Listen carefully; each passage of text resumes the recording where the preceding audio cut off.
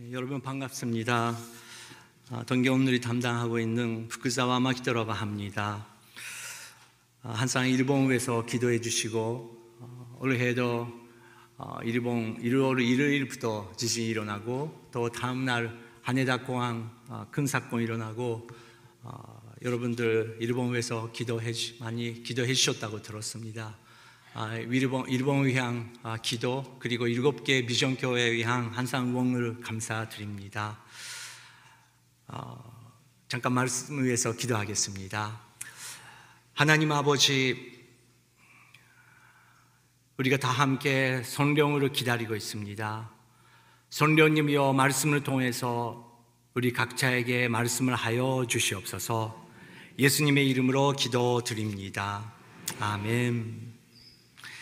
일본은 매년마다 신조어 대상이라는 게 있습니다. 아마 한국도 있겠지만 매년마다 새로운 언어가 생긴다는 것이죠. 작년에 한국과 관련되는 언어가 들어갔습니다. 그것은 12엔팡이라는 말입니다.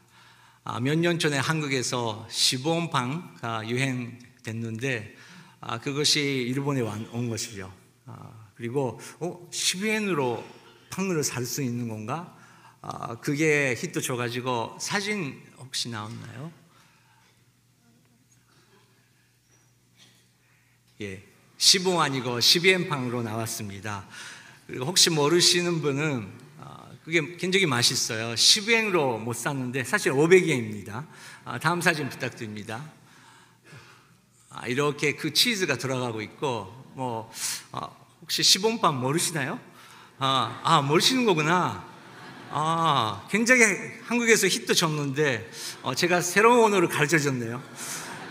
15엔팡 그 히트 쳤는데 12엔팡이 일본에 왔다는 것입니다. 오늘 우리가 그 오순절에 대해서 배웠는데 오순절 사건 때 여러 가지 사건이 일어났지만 하나는 새로운 언어를 하나님께서 주셨다라는 그 사건 우리가 볼 수 있습니다.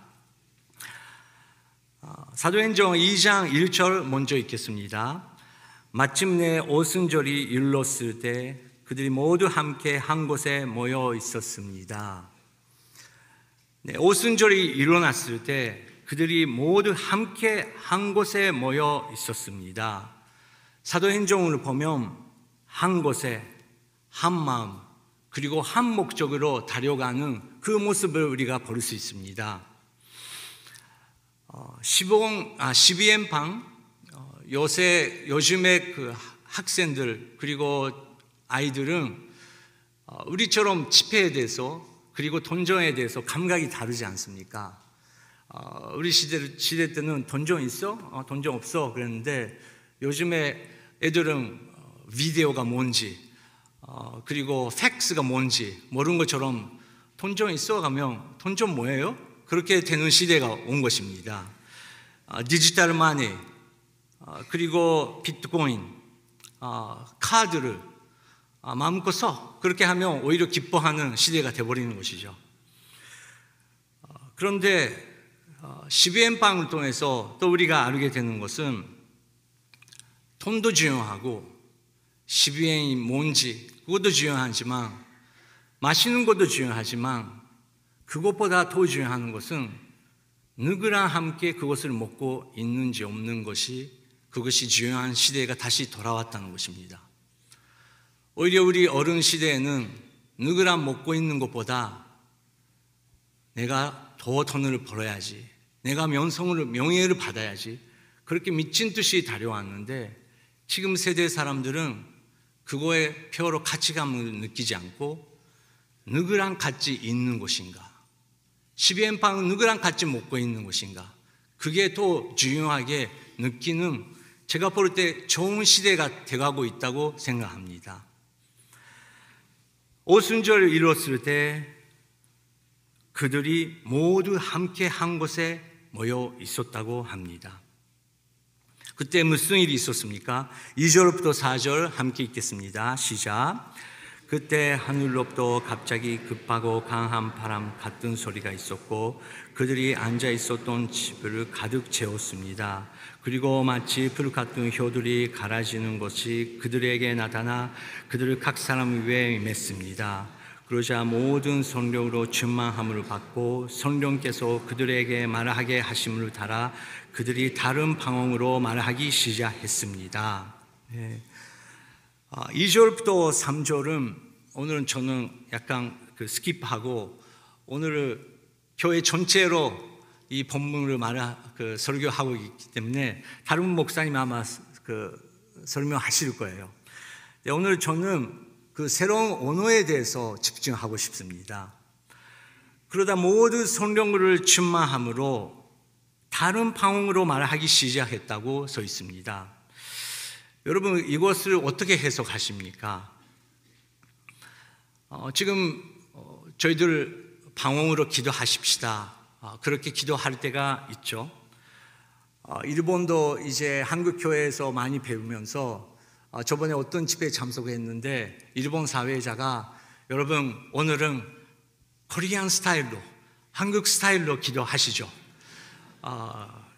코리안 스타일은 무엇입니까? 라고 하면 주여 주여 주여 3번 부르면서 가능하면 방언으로 기도하는 것입니다. 근데 일본 사람 진지하지 않습니까? 그 사회자가 연습시키는 거예요. 주여, 템포가 중요합니다. 주여. 그리고 이거에 메조 포르테부터 시작해가지고 포르테까지 가는 것입니다. 자, 연습하겠습니다. 주여. 감사하네요. 여러분 연습해 주시네요. 일본말로 해볼까요? 예, 시작. 주여, 주여, 주여. 하이, 도서 했는데 일본 회중들이 못 따라가요. 이게 뭔지. 이게 연습으로 되는 거 아니지 않습니까? 그래도 그렇게 갈급한 마음으로 그렇게 뭔가 오순절 날이 무슨 일이 있었던 건지 일본 교회도 가르마하고 있구나 그것을 경험했습니다. 또 두 번째는 많은 선교학자들이 이것은 방언도 있겠지만 바벨탑 사건을 통해서 세계가 완전히 흩어져 버렸다. 언어가 흩어져 버렸다. 그런데 그리스도 안에서 다시 한번 하나가 될 수 있는 세계 선교의 상징이다. 그렇게 설명하신 분들이 계십니다. 이거는 계속 우리가 연구해야 되는 부분인데 어쨌든 성경 본문에서 다루면 그들이 다른 방언으로 말하기 시작했는데 사람들이 그것을 듣고 이해했다는 것입니다. 그 언어를 이해하면서 하나님을 찬양했다고 써 있습니다. 그리고 그것을 이야기하고 있고 말을 하고 있었던 사람은 갈릴리 사람들, 시골 사람, 공부 안 했던 사람들이 세계의 언어로 하나님을 찬양하기 시작했다는 것을 사람들이 이해했다고 본문 말씀에 써 있습니다. 그 부분 함께 읽도록 하겠습니다. 5절부터 8절 시작. 그때 세계 각 나라로부터 온 경공한 유대 사람들이 예루살렘에 머무르고 있었습니다. 그런데 이런 소리가 나자 많은 사람들이 모였는데 각자 자기들의 언어로 제자들이 말하는 것을 듣고 모든 엉엉범허했습니다. 그래서 그들은 놀라 이상하게 여기며 말했습니다. 보십시오. 지금 말하고 있는 이 사람들은 모두 갈릴리 사람들이 아닙니까? 그런데 우리가 각자 태어난 곳에 말로 듣고 있으니 어찌 된 일입니까? 네, 확실하게 이 사람들 갈릴리 사람 아닙니까? 그런데 우리가 알아들을 수 있는 세계 곳곳의 언어를 왜 이 사람들이 알고 있냐? 그것을 말했다는 것입니다. 제가 미국에 30년 전에 유학했었는데 그때 지금 잘 모르지만 미국에서는 그 땅 크니까 주차를 앞으로 다 합니다. 그렇지 않습니까? 그런데 일본이나 한국은 뒤에서 그렇게 주차를 할 경우가 많이 있습니다. 그래서 저는 뒤에서 이렇게 주차했더니 미국 친구가 일본 사람인데 운전할 줄 아네? 일본에서 차가 있어? 그렇게 말한 거예요. 뭐 교회니까 이상한 말 하면 안 되지만 그렇게 마음이 약간 이상하게 된 거예요. 우리 와이프 한국 사람인데 그 청바지를 입고 있었어요. 그런데 또 비긴 그 친구가 코리아인데 한국 사람인데 청바지를 입을 줄 아네? 그렇게 말한 거예요. 너무 기분 나쁜 것도 아니지만 이 사람은 세계를 모르구만 그렇게 느끼는 거죠. 우리도 조심해야 됩니다. 동경에 서울에 많은 그 아시아나 아프리카에서 오는 사람들이 있는데 아프리카 사람인데 동남아시아 사람인데 이거 할 줄 아네? 그런 말을 우리가 조심해야 되는 것 같습니다. 세계 완전히 변하고 있습니다. 그런데 여기서는 갈릴리 사람, 완전히 시골 사람인데 왜 우리말을 아냐? 그것을 놀랐다는 것입니다. 누가는 여기에 세계 곳곳에서 모이는 그 장면을 9절부터 12절까지 기록되고 있습니다. 여러분의 도움이 필요합니다. 제가 이거 지금 본문 읽을 텐데 어제 설교 준비하는 것보다 이게 읽기를 열심히 준비하는 게 시간 많이 걸렸습니다. 자, 가겠습니다. 9절부터 12절 큰 소리로 읽겠습니다. 우리는 마대 사람들과 잠깐만 너무 빨라요. 일본 사람한테 맞춰주세요. 이게 굉장히 어려워요. 잠깐 물을 마시겠습니다. 아이고 감사합니다. 네. 일베베 최고입니다. 네, 자 9절부터 12절 읽겠습니다. 우리는 마대 사람들과 메대 사람들과 에림 사람들이며 메소포타미아, 유대, 갑바도키아, 본토, 아시아, 부르기아, 밤프리아, 이집트 그리고 크레네에 가까운 리비아 지역들에 사는 사람들이며 로마럽동 나그네 된 유대 사람들과 유대교로 개종한 사람들이며 크레타 사람들과 아라비아 사람들인데 우리는 지금 저들이 말하고 있는 하나님의 큰 일들 우리 각자의 말로 듣고 있습니다. 그러자 모든 사람들이 놀라 당황해 이것이 도대체 어찌된 일입니까? 하고 서로에게 말했습니다. 감사합니다. 이제 제가 끝나고 집에 갈 수 있는 느낌이 됐습니다. 이게 굉장히 어려워요. 그런데 이것은 누가가 너무 놀랍고 정말 세계 중요한 도시 그리고 그 시대의 경제 중심 그것을 사용하고 있는 그 말을 표현한다는 것입니다. 영어뿐만 아니라 중국말뿐만 아니라 한국말뿐만 아니라 일본말뿐만 아니라 정말 지금 세계 곳곳에서 중요하다고 느끼고 있는 언어를 통해서 제자들이 하나님을 선포하기 시작했다는 것입니다. 이것이 도대체 어찌된 일입니까? 이것이 도대체 어찌된 일입니까? 저희 작은 간증이지만 하나님 은혜 가운데 저는 방언 기도를 은사를 받았습니다. 그리고 한국 기도 스타일도 너무 좋습니다. 주님의 은혜 가운데 오늘 교회 양육을 받고 세계 선교의 꿈을 하나님께서 허락해 주시고 저희 와이프가 함께 티벳 향한 비전 주님께서 주시고 티벳 난민들이 많이 거하고 있는 네팔 그리고 네팔 안에 모다라는 티벳 난민들이 많이 살고 있는 곳에서 8년 동안 살면서 1대1 티벳말로 하고 티벳말 찬양 많이 만들고 또 성경 번역도 협력하면서 교회를 세계 개척할 수 있었습니다. 그런데 올해 2024년도 그리스도의 담대한 주인이 된다는 것을 다시 한번 어떤 의미가 있는 것인가 그것을 묵상하고 있습니다. 우리가 심스러운 방언을 하는 것이 그것이 그리스도의 담대한 주인이 되는 것인가? 외국어를 배우면서 외국어로 선교하면 말씀을 선포하면 그것이 그리스도의 담대한 주인이 되는 것인가? 어떤 의미가 있는 것인가? 저번에 유기선 목사님의 설교 들었을 때 한솔교 은혜를 받았습니다.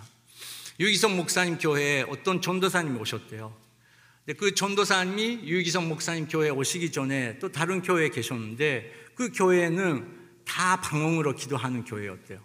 근데 그 전도사님이 방언의 은사가 없었다고 합니다. 그래서 열심히 그 새벽마다 방언의 은사를 달라고 했는데 하나님께서 안 주셨대요. 그래도 한국어로 열심히 기도하는데 권사님, 집사님들이 전도사님 와가지고 아이고 전도사가 돼가지고 방언도 못해 그렇게 하니까 너무 상처받았대요. 그래서 전도사님 어쩔 수 없이 헤라어로 주기도문 외우셨대요.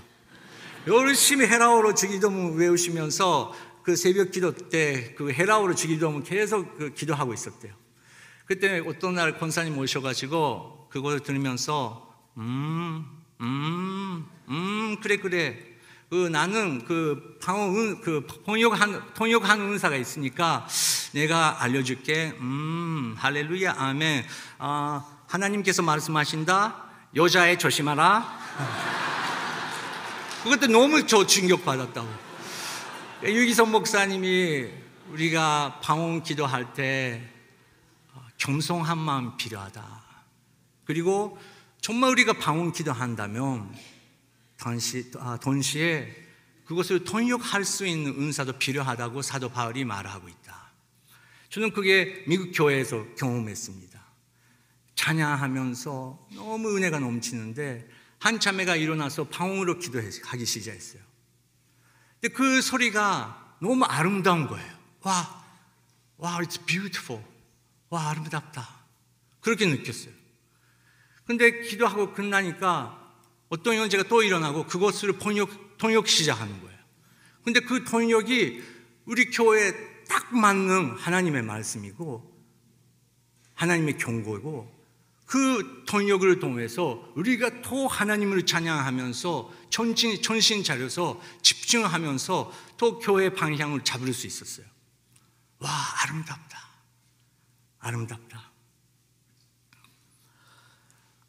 티벳 말로 성경 번역을 했지만 열심히 번역했습니다.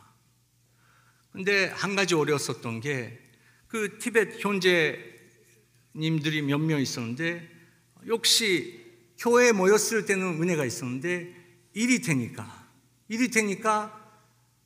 다른 일터랑 똑같은 문제, 인간관계 문제가 생기기 시작했습니다. 여러모로 어려운 경험을 했습니다. 심스러운 방언 기도를 하면 그리스도의 담대한 주인이 되는 것인가? 열심히 다른 언어를 배우면서 세계 선교를 하면 그리스도의 담대한 주인이 되는 것인가? 몇 년 전에 어떤 일본 실고르 교회에 갔는데 40대 어떤 싱글 형제가 저한테 왔어요. 목사님 한국말 아시죠? 네, 한국말 조금 압니다. 목사님 상담 봐주세요. 저는 너무 고민 많아서 미칠 것 같습니다. 왜 그러셨습니까? 그랬더니 2년 전에 저희들 교회에 한국에서 단기 선교팀이 왔다는 거예요. 근데 어떤 자매가 저한테 사랑을 고백했어요. 사랑합니다. 아이시마스. 40년 동안 저는 살면서 여성에게 고백받았다는 거 처음이라고. 근데 2년 동안 아무 연락 없습니다. 무슨 일이 손동하신가? 마귀의 공격 아닙니까? 목사님 도와주세요. 근데 제가 물어봤어요. 현재님, 그 다른 팀들이 있었는데 그 다른 멤버들도 사랑합니다 안 하셨습니까? 했습니다. 그 나이 많은 여성 집사님들이나 권사님들 나한테 사랑 고백했고 남자같이 장로님들 현재님들 같이 사랑합니다 I love you 하시더라고요. 일본에서 아이시마스 I love you 잘 안 하거든요. 잘 안 해요. 그래서 충격받은 거예요. 사랑합니다. 근데 하나님 분명히 말을 했어요. 이 자매랑 결혼하라. 제가 겸손하게 설명드렸어요. 현재님, 한국에서는요 교회 안에서 안녕하세요, 건니치와 그거 사랑합니다 그렇게 할 때도 있습니다. 사진 찍을 때 사랑합니다 할 때가 많이 있습니다. 그게 현재님한테 안녕하세요랑 하는 거랑 똑같은 거예요. 그렇게 설명했더니 그 순간부터 그 형제는 저한테 이야기 안 하더라고요. 우리는 언어를 배우고 있지만 상대방이 어떻게 그것을 이해하는지 계속 우리는 배워야 되는 것 같습니다. 똑같은 말이라도 세대가 바뀌며 그것도 다른 언어로 느낄 수 있게 된다는 것입니다. 사랑이라는 원어를 제가 찾아봤더니 그 사랑, PPT 나옵니까? 그 사랑에서 온다. 사랑이란 상대방을 얼마나 크고 깊게 생각하느냐에 말을 한다.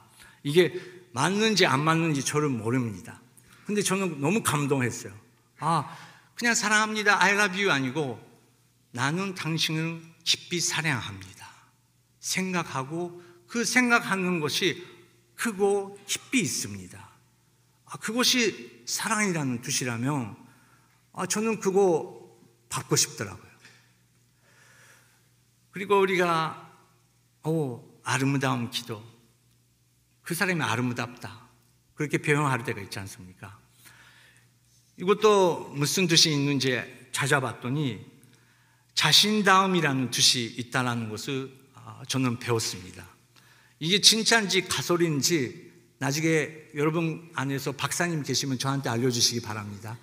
근데 한 일본 사람으로서 사랑이 그런 뜻이라면 좋은 뜻이구나.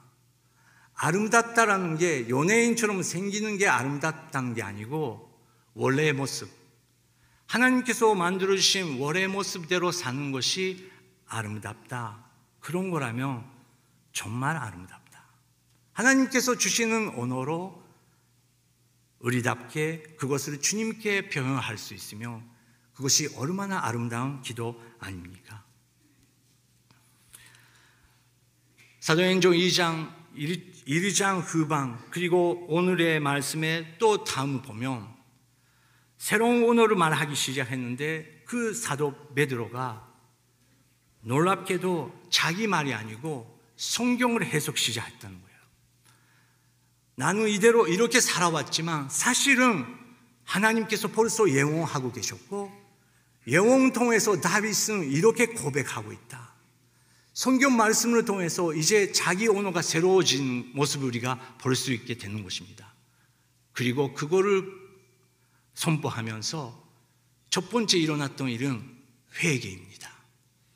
주님, 나는 열심히 이렇게 살아왔는데 이제 말씀을 알게 되니까 우리는 너무 잘못 살아왔다. 주님 용서하여 주시옵소서. 거기서 회개의 기도가 일어나기 시작했다는 것입니다.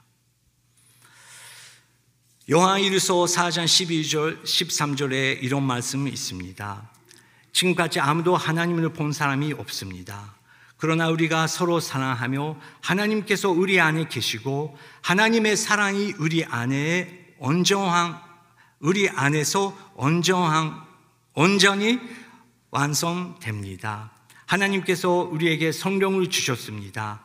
이것으로 우리는 우리가 하나님 안에 하나님께서 우리 안에 계시는 것을 압니다.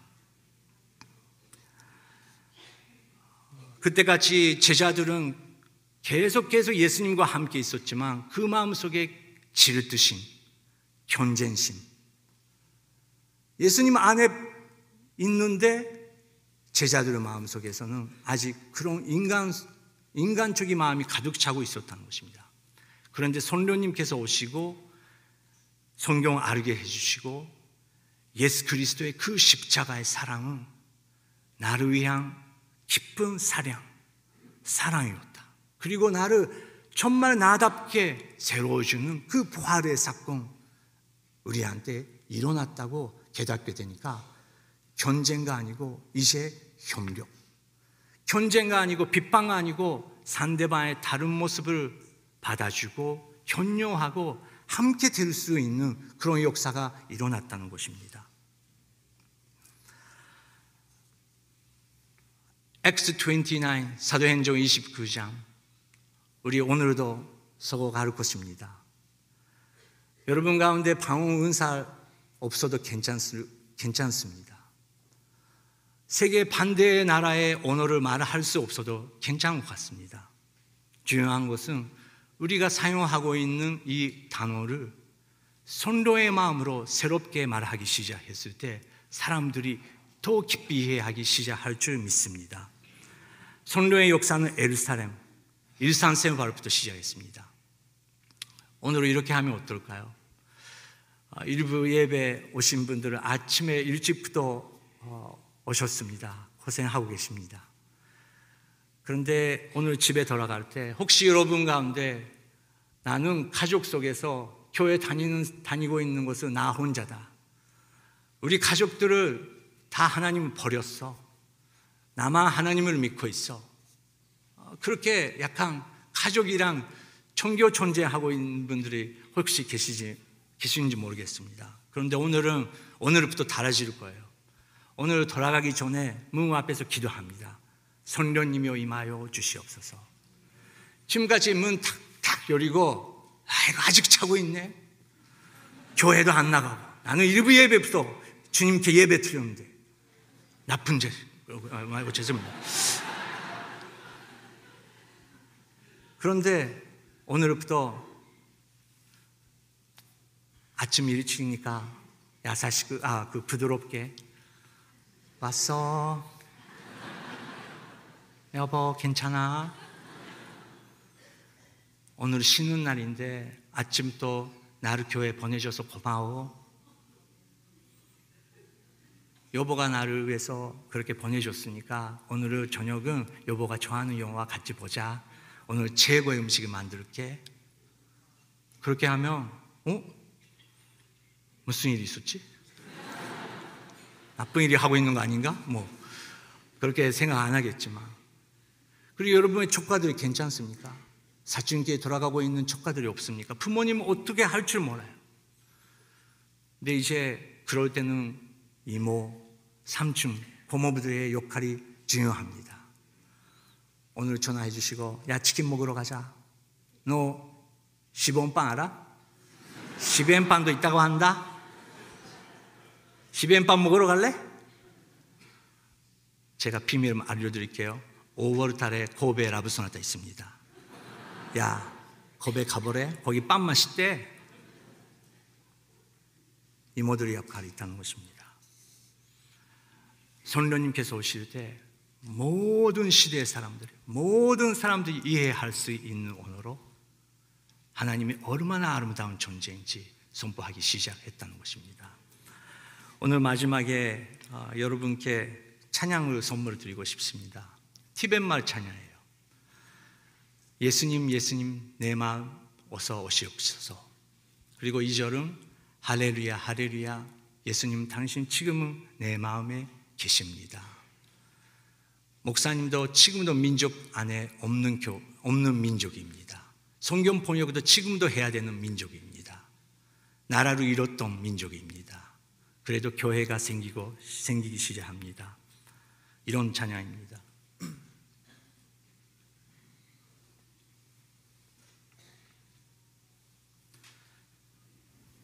예수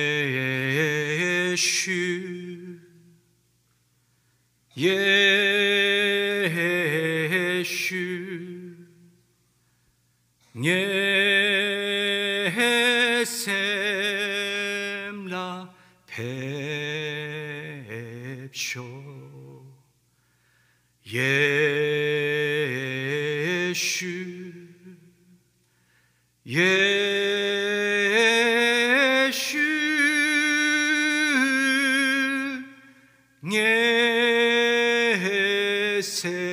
예셈라 뵙쇼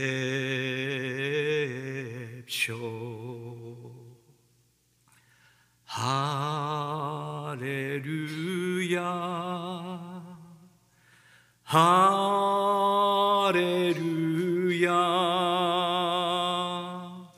갱예셈라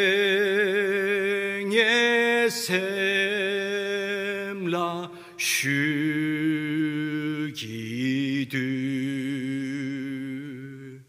할렐루야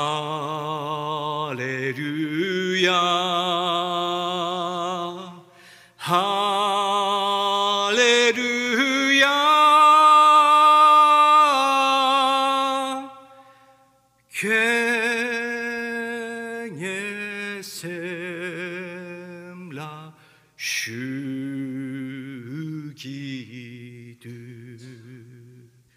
기도하겠습니다. 하나님 아버지께서 약속하신 선물 성령님을 우리에게 허락하여 주시옵소서. 예수님의 이름으로 기도드립니다. 아멘.